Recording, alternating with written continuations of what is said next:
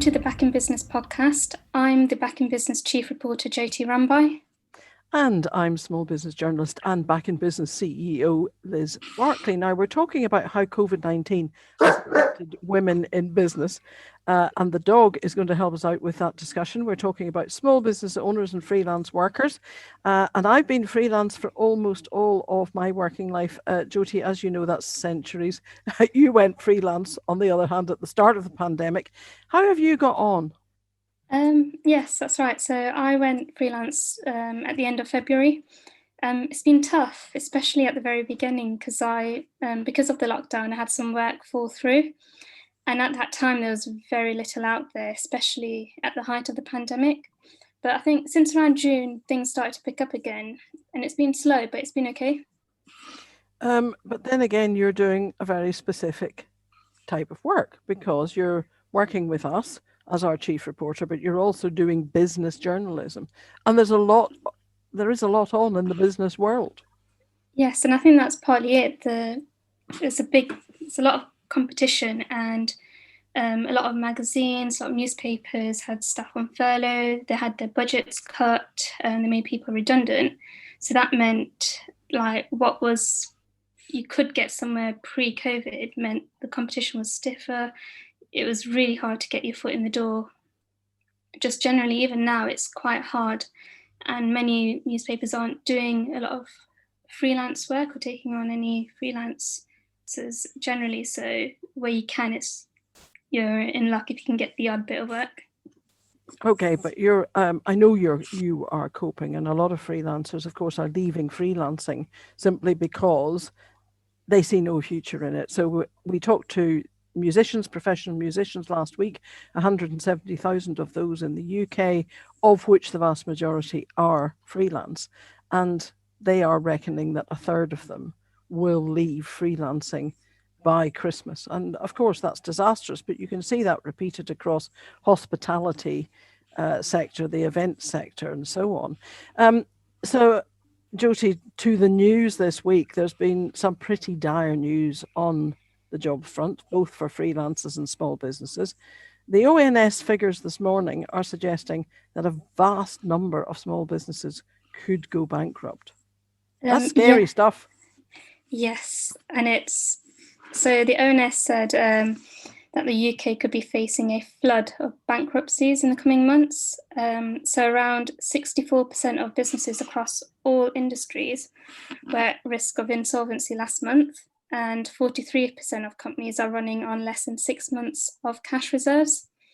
So that means almost 2/3 of all businesses could face becoming bankrupt in the coming months. And it's those within the accommodation, food service and business support sectors that are at severe risk or at the most risk. This sounds very much like the report earlier on this week, I think it was Monday, from King's College London, that said that 6 million small businesses were supporting 16.6 million jobs, and a lot of them were facing bankruptcy. So this is two sets of figures saying more or less the same thing. Yeah, so the ONS figures out today do echo that report. And so researchers at King's Business School said that that's another 16.6 million jobs at risk, like you've just said. Now, if you think about it, small businesses contribute to about 52% of the £2.2 trillion turnover generated by the private sector. And they also employ about 60% of all workers in the private sector. So it's not looking good on the job front.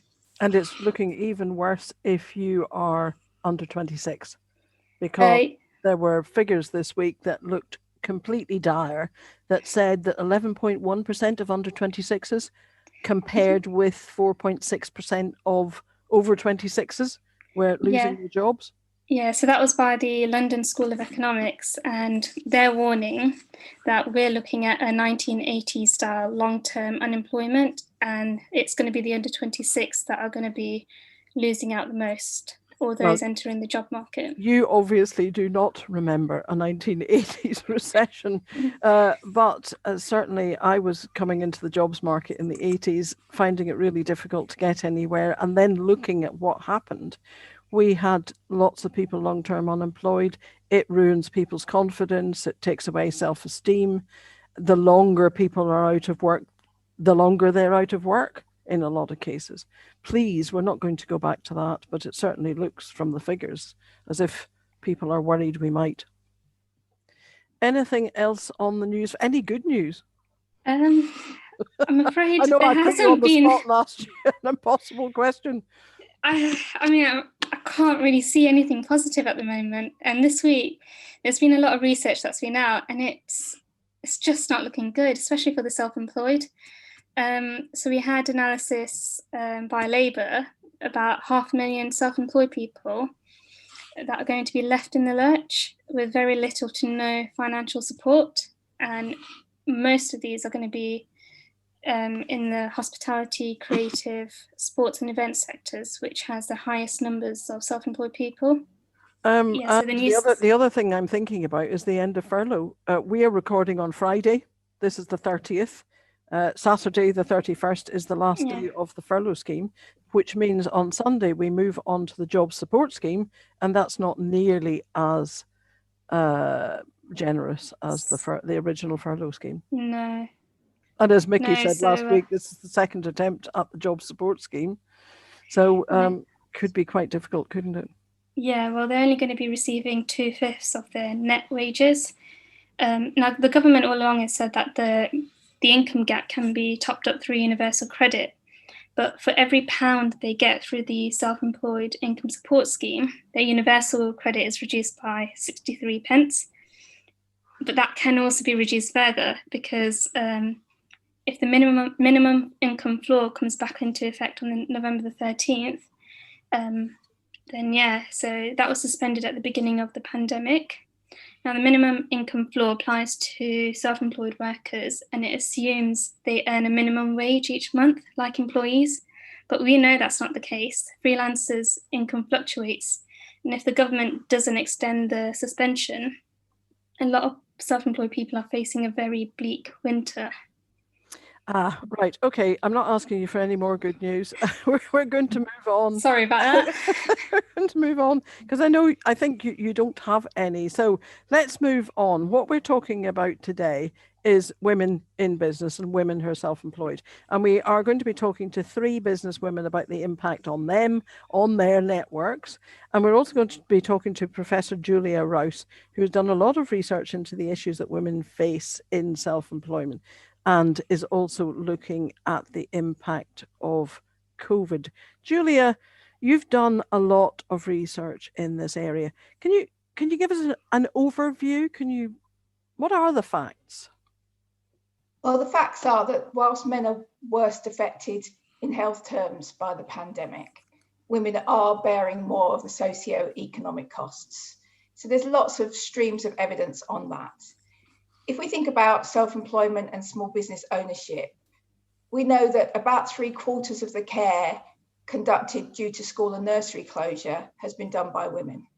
And I think in women-led businesses, that's particularly difficult for women to resist, because if they're at home and there's this idea that work is negotiable, we know women in business often have to negotiate time to work on their business on a daily basis.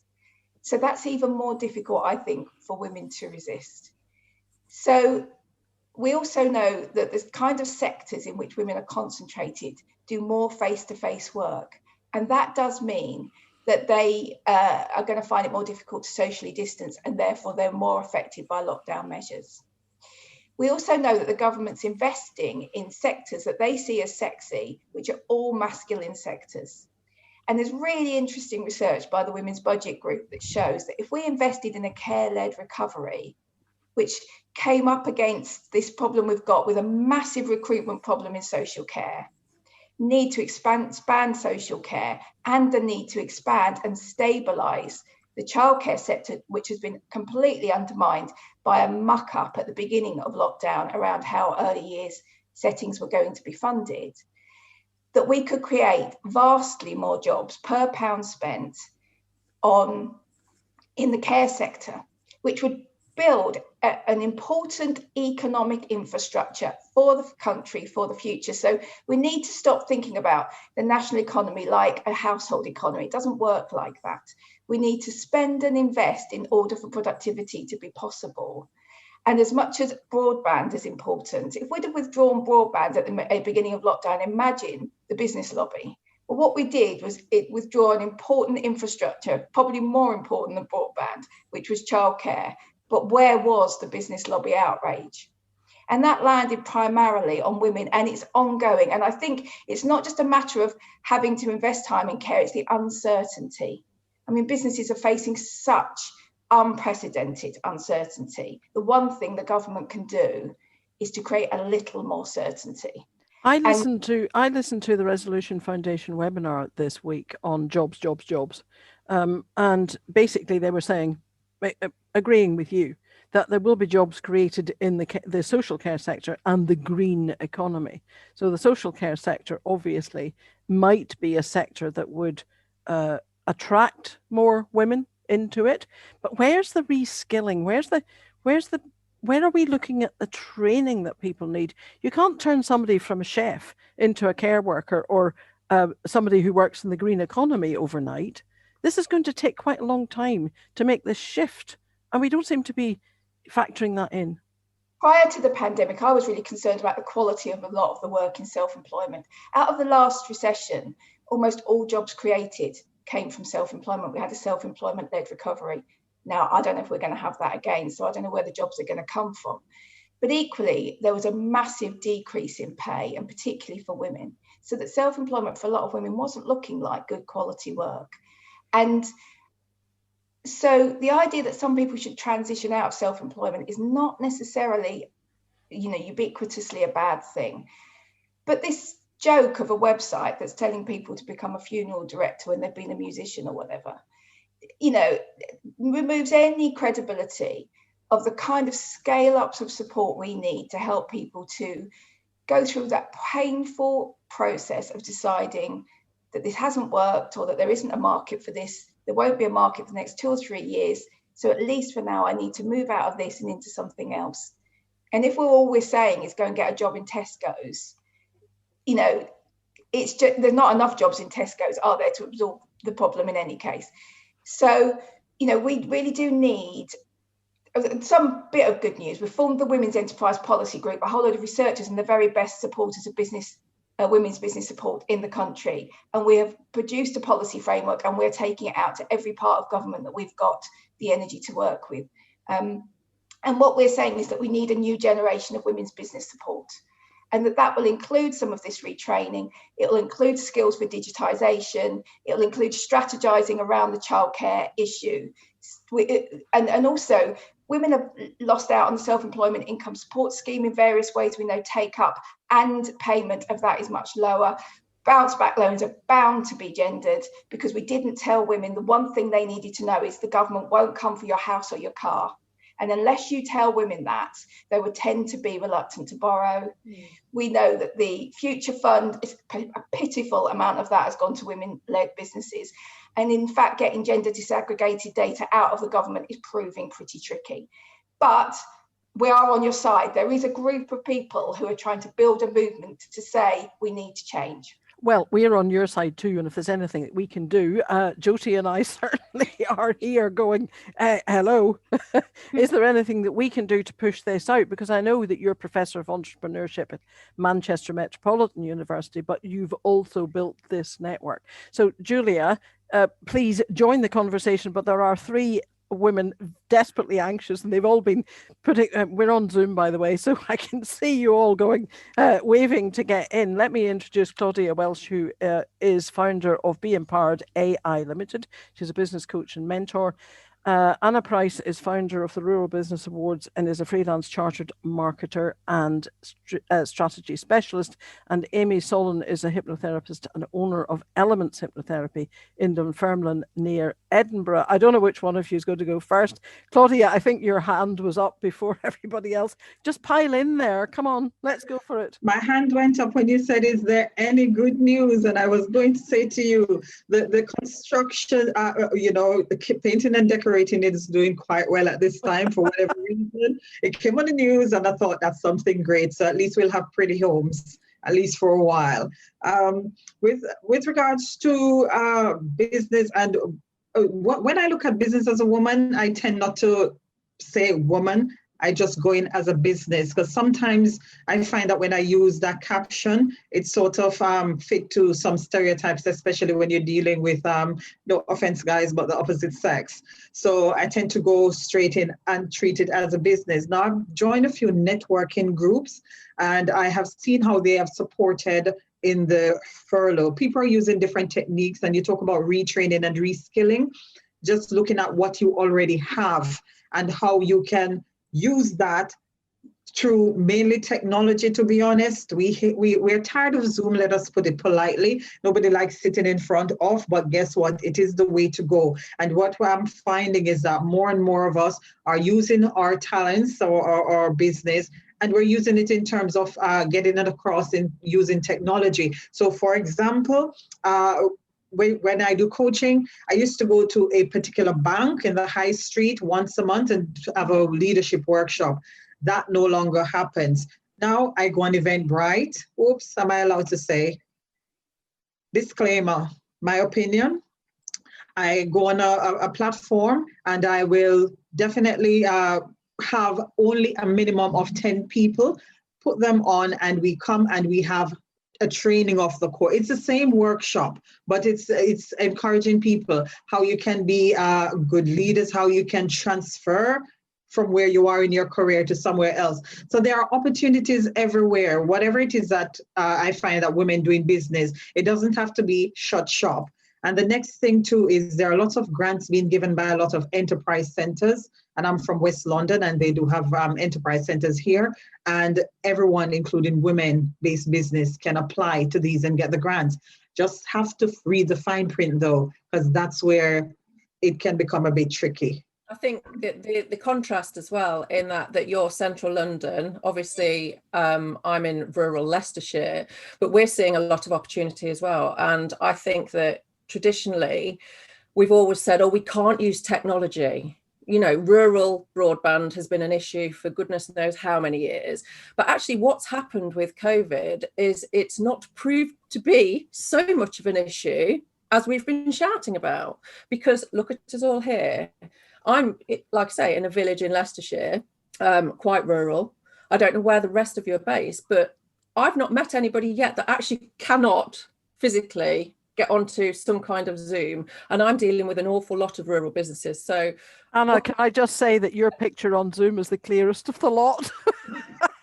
I'm in central London. Claudia seems to be in London and we're fuzzy around the edges. We are. We make excuses about technology a lot and not using it, but what COVID's allowed us to do is to have to get on with it. And I think this also comes back to women and the resilience that we show as well. And in doing all the juggling, it's the mental resilience, it's the technological resilience. People think that we can't use technology, but actually what we do tend to do is get on and make best of what we have. I can absolutely agree with that as well. I am a self-described Luddite. I'm not a fan of technology. I do not own a smartphone. I don't enjoy, before March, I wasn't a social media person, but it was like you say, Anna, about resilience. I wholeheartedly agree with that.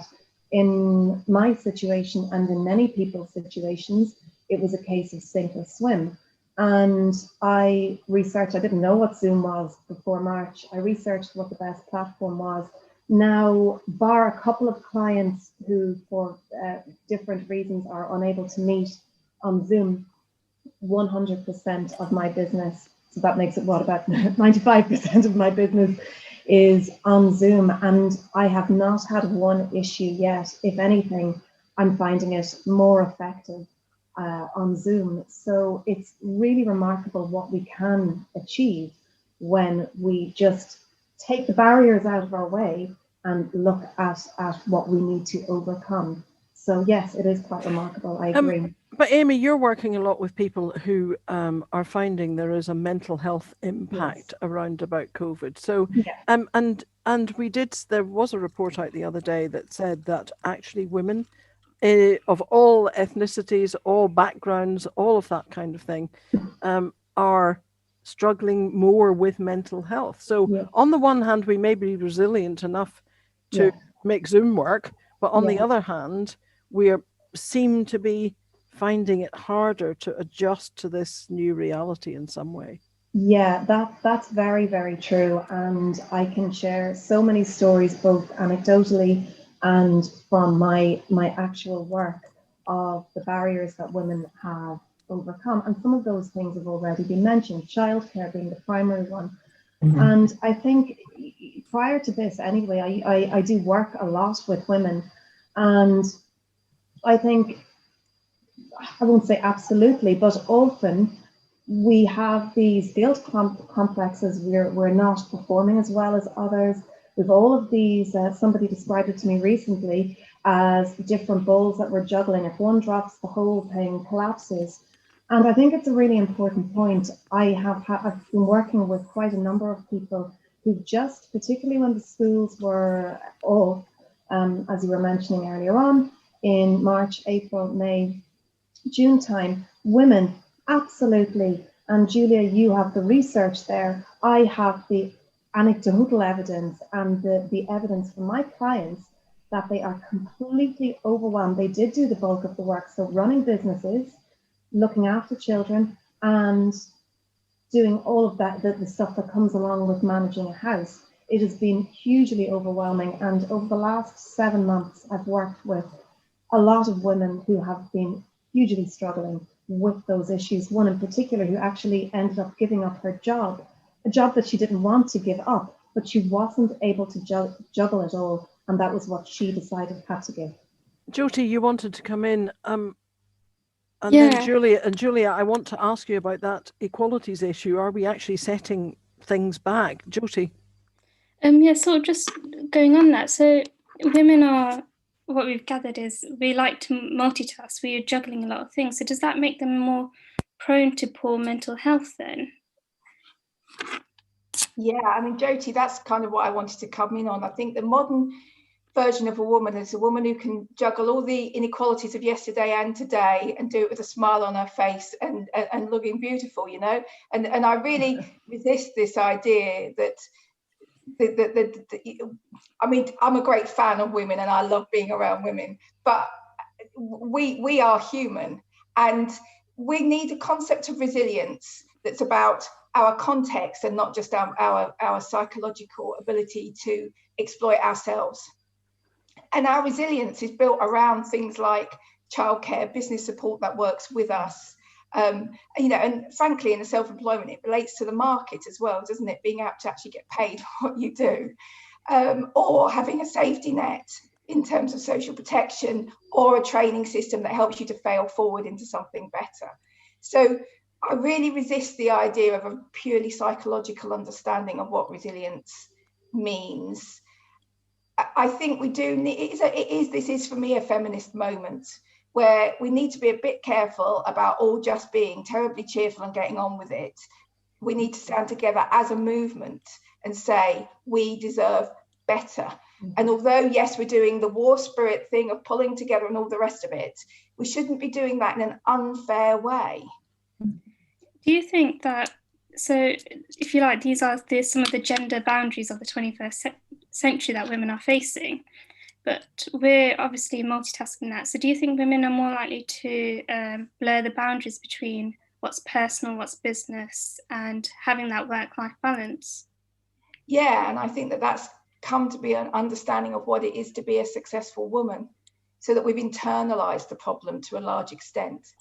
And so a lot of my work is working with women, and you know, I see their shoulders go down and their heads go up as we work with them to let go of some of that responsibility, externalize it, and see it for what it is, and that is a failure to organize society in such a way that people can coordinate work and home, care being a part of life and not just women's responsibilities. I mean, don't get me wrong, men are doing more and more, and some of this is about negotiation at the household level as well, isn't it? But nevertheless, all the statistics still tell us women are doing more. I'd second that, really, because I mean, I've been through it in the pandemic, so I won't go into my personal situation, but recently got divorced, and actually it's made my life, and take this in the right way, we are still friends, a hell of a lot easier, because actually my childcare responsibilities have been cut in half. So my husband has the kids 50% of the time, ex-husband has the kids 50% of the time, which has enabled me to have 50% of the time that I never used to have. No, there's a hint, but let's not all go there. But yeah, and I was on the back of that.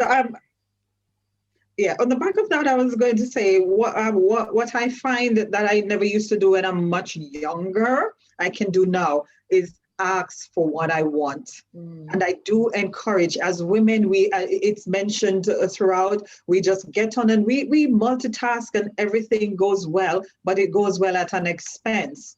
And at some point you'll peak and you will either float and rise above it or go to a demise. It will be the fork in the road. And what I have learned, and I encourage other fellow business women, is to say what you want. The most or the least you can hear is no. And you're not worse than where you were before. And that is a bit challenging sometimes. So what I do now, my lovely men around me, I make demands, I ask, or we do trade-off. You know, you come and help me with my business, do this, you get me some people here, and I'll do this for you. Men like a good trade-off. So those are skills that COVID has brought about, because when you're looking around and you're saying, okay, who can help me? Where can I go? Sometimes it's not a fellow woman. Sometimes it's somebody else who you least expect. But if you don't ask and put it out there, how are you going to get that help? And as I said before,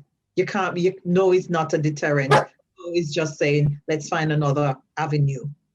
Anna's dog wants to come in on the conversation. Oh, yes. Claudia, just while you're my train of thought is, I would just wanted to ask you what you're finding about women working, women from ethnic minority backgrounds, working in business and self-employment. Are there more women working in self-employment and business, perhaps in the most affected sectors, from ethnic minority backgrounds?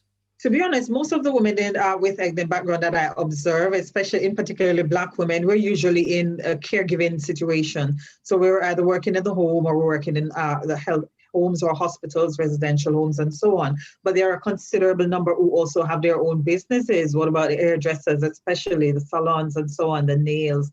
Those are things that they do. Then you have the professional side, where there are quite a number of coaches that I see that are Black, and they seem to be doing well. The issue is find out what people need and diversify your business that way.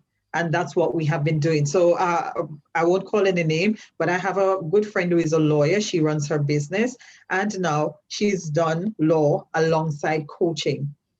So that helps her. And another thing she has taken on is technology, because she realizes that women don't like it. So she runs a workshop for women about technology. And those are the things, and the people do attend, because those are the things that we're privately scared to ask somebody to help us with. Simple things just to make our business grow. So for the Black and ethnic minority, my observation is, yes, we are there in businesses, but the type of businesses we do is it's more lucrative for us rather than otherwise. That's one of my observations.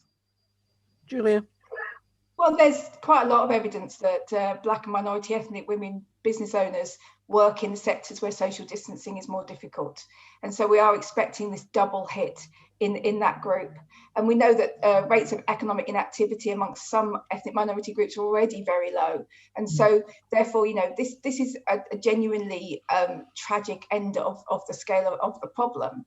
I've been working with a group in Manchester following Black Lives Matter. Well, the relationships went before that. And one of the asks they're making is to the Greater Manchester Combined Authority to spend 1% of all public spending in Black businesses. So I think sometimes we need to look at these higher level aims, start looking at how fair public procurement is as one of the solutions to the problem as well, because at least that's a part of the market that keeps flowing. Which begs the question then, do we need policies and strategies across rural businesses, Anna? I think that what we're finding rurally, and I mean, we said earlier that there's a lot of negativity. Certainly, I think rural is a sector that will thrive because we've shortened our supply chains so much. Globalization's worked for us for such a long time, and suddenly our supply chains have shortened massively. If you think about, how many of you live rurally, or is it just me?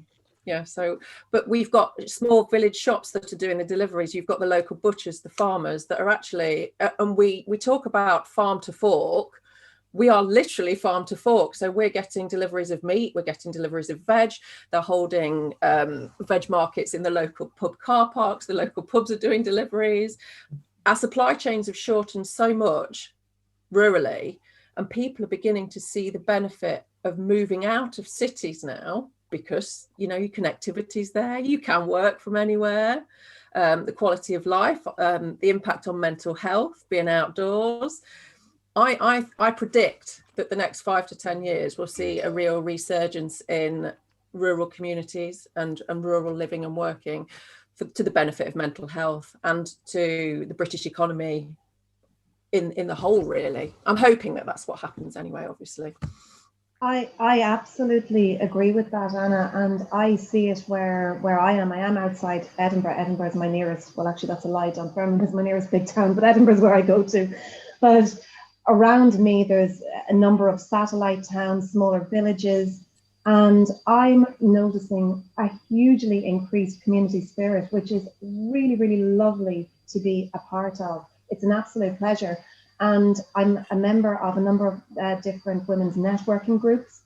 And the other thing that has very much emerged on that exact point is that in terms of Christmas shopping, we're shopping locally. So we're making a commitment to spending X amount of money. It might be £50 in one group, or through putting an advert for our business in, we are making a commitment to do the shopping within that group.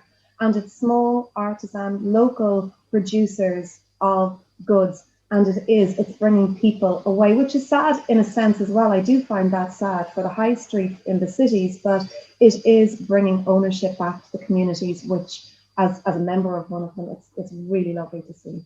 Mm-hmm. I was just going to echo what Amy just said. There's been a sudden surge in like this supporting local communities, not just in rural areas, but in like smaller cities as well, smaller cities and towns. And I think we are beginning to see like the smaller businesses that were maybe at risk before, like your local butchers, because people were just going to the supermarket, might come out better off, say in the post-COVID economy. Julia, how do we make this sustainable though? Because we do have a tendency as human beings to want to go back to whatever we thought was perfect before disaster struck. And this conversation, strangely enough, is reflecting a keynote speaker that I heard yesterday at a conference I was chairing, saying, we must think locally. Supply chains are much shorter than they were, etc. And local is where the future is. How do we make it sustainable? A couple of things. I saw some research yesterday that showed that women entrepreneurs are doing a lot more in terms of their social contribution, which means more energy out, but it might also mean a bit of mental health resilience back again. I think I do worry about some of the pivots that are around market changes that won't stick. And that's fine if you're not pouring resources into this.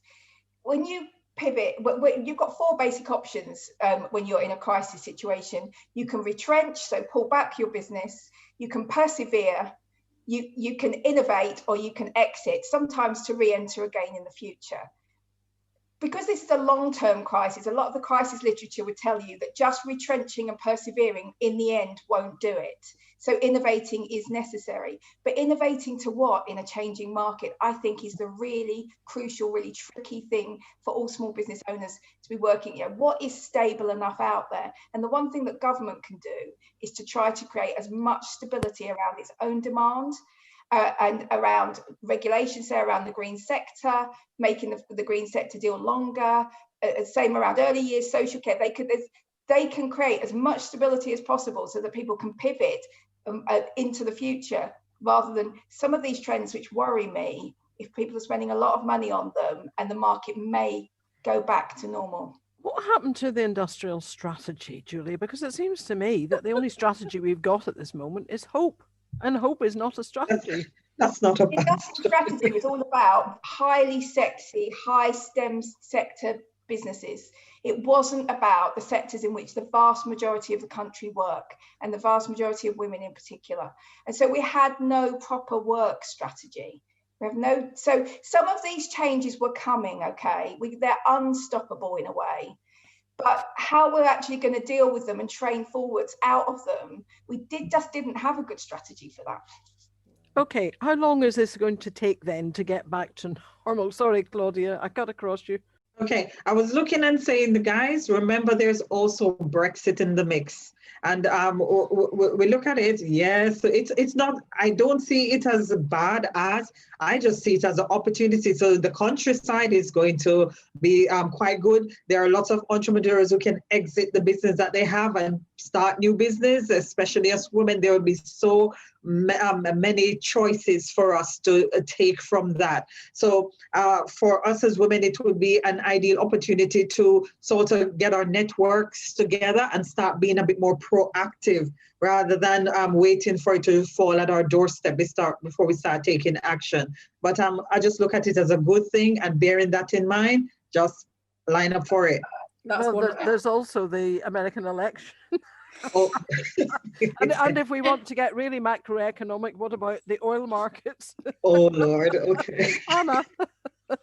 I think that sort of echoing what Claudia said there is that there has to be so much positivity out there. I think that certainly as a strategist, what I'm seeing with a lot of businesses now, there is this realization that things will never go back to quite the way that they were before.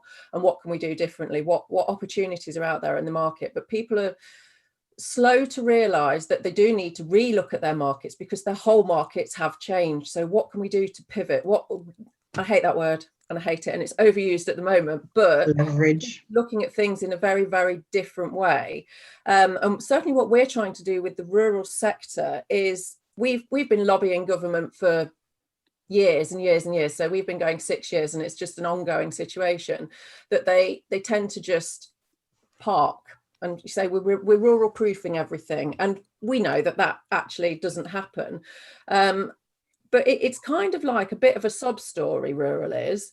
And we've decided that, we don't need to do that anymore. What we're going to try and do is start from the grassroots, start from the bottom. It's like an uprising, isn't it? And then the government will be forced to take notice of the fact that we're talking about sustainability, environmental issues. We're talking about farm to fork. It's all about generating these short supply chains, making Britain more sustainable in its own ability to look after itself. And rural is going to play a massive part in that. And we will make that change happen, she says, being really optimistic, but we'll start to make that change happen by doing it, by getting on. And like you said, Claudia, not just waiting for this to be led by government. We're going to get on and do it.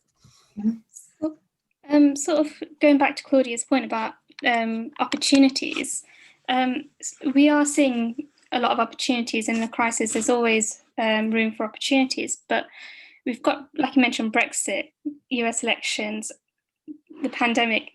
That all results in economic uncertainty. And I know you're trying to be positive, Anna, but that also means that taking opportunity means it's more riskier. It couldn't pay off. And I've always thought women are less risk prone. They don't like to take as much risk, but I'm wondering, what are your guys' thoughts on that? Jyoti, the evidence says that women are medium risk takers, and that following the last global recession, the banks don't actually like high risk taking, they like medium risk taking. So women's chances of getting a loan have increased massively, and they actually repay their loans. Women are good business owners because they take medium scale risks, okay? But I think there are some long range trends here that people can develop their skills as much as their business is around, aren't there? I mean, digital is undoubtedly a long range trend that you're not going to fall out if you use this opportunity to build those particular skills. But and with Anna, I'm completely with you. Build your movement, do it, and believe that you can make a difference. But equally, we have an employment bill coming up. We have the argument around food quality, and we do all need to stand against the idea that we're going to just trade at the very bottom with low level labour, low level standards in order to compete. And that's not the kind of economy, that's not the kind of future that we're fighting and suffering for, is it? We could, as usual with these podcasts, we could talk all day, but the listeners won't listen all day. So, Sure. one of the points that really worries me, and my big thing is reskilling and training and all of that kind of stuff, which I'll rant about on a different occasion. But one thing that really worries me is younger people coming into the jobs market. So what would we say to an under 26 or even a graduate at 21, 22 coming out into the jobs market, a woman working in, want to be self-employed, want to go into business? What hope can you give younger people that eventually it won't be so bad? Because let's face it, the economy will bounce back eventually. This too will pass. It just could take the next 4 years. So how do we sustain that hope for that time? Claudia, you're formulating your answer. Always geared to go. I love a good chat. I would always say to young people, especially young women, do not limit yourself to where the opportunity is going to come. Because once you start doing that right away, you are just structuring yourself for if failure occur, what do I do next? So be open as to what the opportunities are. And the next thing is really use your gifts and talents. So for example, if you're a good blogger, if you're good with social media, be unconventional. Because sometimes that's where you're going to get your break. So you're thinking outside the box. This is one way we can just think outside of what a regular quote unquote job is for us. And those skills that we have, everything that you have as a skill can be monetized, so to speak. It can be used to earn a living. So for a young woman coming up, don't limit yourself, and whatever you love to do and you're good at, that's a good starting ground for you. Find your why, isn't it? Find your reason why. Yes. Because you're never going to work is a pleasure then, actually. If you do something that you love and you believe in, it becomes a pleasure as well. And then to make money around that is fabulous. I would say structure your self-employment as a learning experience. It's an experiment in whether or not you can create a market for what you're wanting, or indeed how you co-create something the market does actually want. If you structure it as a learning experience, you can't fail. The business can, but you can't. Mm-hmm. And I would wholeheartedly agree with everybody before, because it is, I think life is short, and it's important to love what you do. See everything as an opportunity. And I never thought that I would be sitting here conducting everything on Zoom. That was a limiting belief for me. There are so many opportunities out there. There's so many, and it's like you said, Anna, just finding that why, because if you're driven by that, it will be easy to get up every day. And also the other thing, which we've kind of, I think, addressed in many ways, is through networks and people, those collaborations. I've made some beautiful collaborative pieces of work over the last 6 months. Actually all women, fellow business women, collaborating on topics and creating this lovely, like you said, Claudia, you can monetize your passion. And that's what I've done. And I think, yeah, the opportunities are there. It's that lateral thinking, move away from the tunnel vision, and then move the eyes outward. And yeah, you'll get there. Josie? I'll say to everything what everyone said, and also just don't be afraid to try something new. I think sometimes fear can be a big setback for a lot of people. So just listen, if you don't give it a try, you're always going to wonder what if.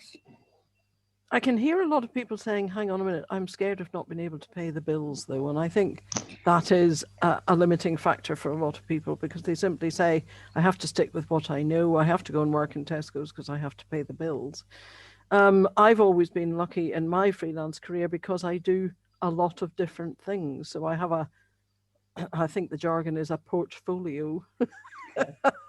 But I have discovered that over the past 20 odd years, if one bit of work drops off and dries up, another bit of work tends to grow to fit the space. And that I suppose that would be my tip to that. But Julia, we need some decent policy behind all of this. What do we need from the government in terms of making it possible for women in small businesses, in rural areas, from different ethnic backgrounds, and what do we need in terms of help around the mental health issue? Thinking back to what you just said, hybrid entrepreneurs have been excluded from the self-employment income support scheme, because if they get less than 50% of their earnings from self-employment, they're not entitled. What bonkers decision was that? Because we know that it's a great way of entering into self-employment. We know it's a good way of spreading your risks. I really don't think that there's a lot of people who understand self-employment in government. So what they need to do is get out there and understand the role it's playing in people's lives a lot better. And then we wouldn't have had some of the problems that we've had. We need a root and branch rethink about the social protection. Universal credit doesn't work well for the self-employed. Equally, the governments of the future may want to set some conditions on what kinds of support self-employment they want to encourage. So we need a grown-up adult conversation about how the self-employed are taxed. But in the Women's Enterprise Policy Group, as well as calling for wider changes around things like childcare, making the loan schemes more welcome to women, etc., we really are calling for a new generation of different kind of women-focused business support. And before the pandemic, I would have been cautious about this because, we know that if you're in a women-only network, you can't do business with men. And that's a major drawback with women-only support. But a lot of women would like a sisterly space. They're missing their friends. They've been highly feminized by the pandemic in terms of care responsibilities, worrying about their teenagers' mental health and all the rest of it. A lot of women would like to be around other women at the moment, but we also need safe spaces to learn about digitization, to build investment readiness, and we need the government to take women-led sectors seriously. We set up because we are absolutely convinced that government doesn't understand small business and how it works. We desperately want more thought around about how to support self-employed people who haven't had any support so far. In actual fact, figures this week show that people who were employees on the furlough scheme could have, at the maximum, had £5,000 more support in the last 6 months than somebody who was self-employed could have had at the maximum, should they have been entitled to it. So there is a big gap there. And I think it's a lack of understanding that really is at the heart of that gap. So bear in mind, some self-employed people will have received support they didn't need. So it's highly untargeted support. And so we do need to go back and think about the way in which government can see and recognise the self-employed in its systems. And this goes way back to how we register businesses in the first place, etc., so that we could have a more inclusive response in the future in a more targeted way. And we will innovate, we will take the risks, and we will create jobs as we have done in the past. What can I say? Thanks for a brilliant conversation. Thank you very much, Professor Julia Rouse. Thank you, Claudia Welsh, and thank you, Anna Price and Amy Solon. Josie, thank you very much for being with me. And I think we probably have to thank Ben and Harry, who've been doing the technical bits and made it happen. We don't, we're not anti-men.